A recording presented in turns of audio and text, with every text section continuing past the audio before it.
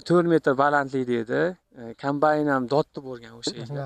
Oradan yana bir hafta o'tib, повторный suvini berish kerak edi. Ikkinchi suv kechikib ketgan. Kechikib ketgan bo'lsa-da, makkajo'xori mana ideal holatda.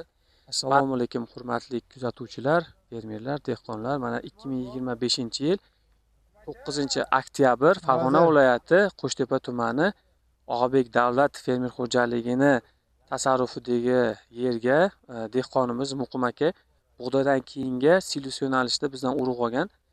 Muqim aka, necha qopdan ekkansiz? 2 qopdan ekkanman. 100 ming donadan ekkansiz. Nechinchi chizlo? 29-iyun. Lega o'tib qolganda, xullas, lega o'tganda suv ichgan. Suv ichgan. Nechta sug'ordingiz Muqim aka? 4 marta sug'ordim. Shu kungacha 4 marta sug'orilgan.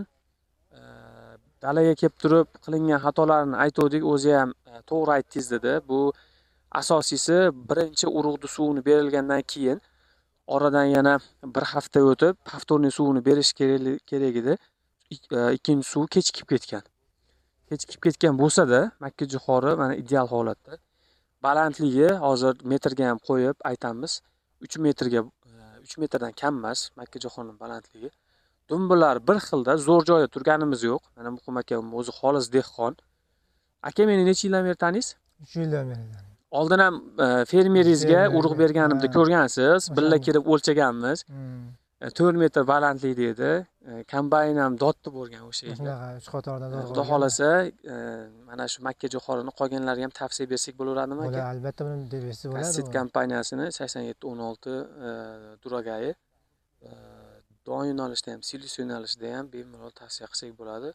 Donni ham mana ideal holatda. Hamma silusni mana hozir kiloga sotadi. Kelgan xaridorlar ham bunga ishqiboz bo'lib turibdi. Muqim aka, necha kilo azotli o'g'it bergansiz? 300 kilodan berganman hektariga. Necha marta berdingiz? 1 marta berdim. Selitra karbamid. Karbamid berdingiz, a? Kultivatsiya necha marta bo'ldi? 1 marta bo'lgan bo'yicha. Boshida bitta kultivatsiya qildik, lekin dori bilan bitta bo'ldi. Yana ikkita kultivatsiya kirib qoldi. Agar yana bitta kultivatsiya bilan o'g'it tushib qolganda, unda boshqa. Avvalo Xudo undan ham yaxshi bo'lishi mumkin edi. Lekin yomon emas aka, atrofingizdagi makkajo'xorilardan. Yaxshi emas. Shamolda yotgan yo'qmi? Yo'q, yotgan yo'q. Aka, urug'dan baraka topdingizmi? Xudo xolasa baraka topdim. Qolganlarga ham tavsiya qilaveramiz. Tavsiya qilamiz albatta. Bizni ko'pchilik taniydi, biladi. Kimga mana shunaqangi sifatli makkajo'xori urug'lari, ximikatlari, tavsiyalari kerak bo'ladigan bo'lsa, bemalol murojaat qilaverasizlar. E'tiborlaringiz uchun rahmat. Urug'ni qaranglar mana. Hamma yo'g'i dumbil bir xilda shamolda yotmaydi, eng qizig'i. Muqim aka, buni taroziga qo'yib o'lchab ko'rdim dedingiz. Eng zo'ri necha kilo berdi? Poyasi dumbili? Poyasi dumbili mana shu 1 kilo 700 berdi. Eng zo'ri, a? Eng zo'ri.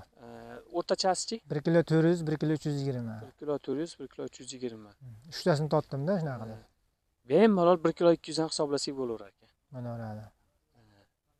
E'tiborlaringiz uchun rahmat, sog' bo'linglar.